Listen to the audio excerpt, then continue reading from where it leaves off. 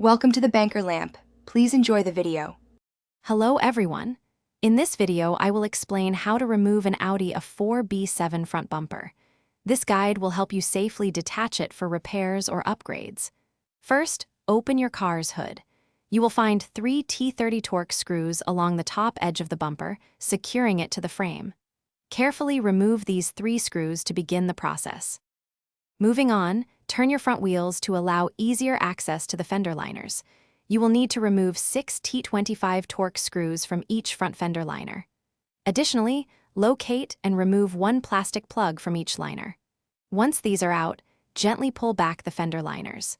This action will reveal more fasteners that are crucial for bumper removal. With the fender liners pulled back, you will see 2 more T25 Torx screws on each side. Remove these. Further inside, you will find 2 10mm nuts on each side that firmly hold the bumper to the fender. Use a deep socket for these. Finally, go underneath the car and remove 3 screws from the bottom of the bumper, which are often T25 Torx or quarter-turn fasteners. Now, with all fasteners removed, carefully pull the lower corners of the bumper outwards to detach the clips from the fenders. Support the bumper's weight as you gently pull it straight away from the front of the vehicle.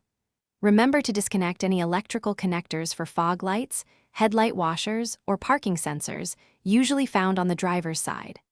Once free, place the bumper on a soft, clean surface to avoid scratches. Thanks for watching. If this was helpful, leave a like and consider subscribing. See you next time.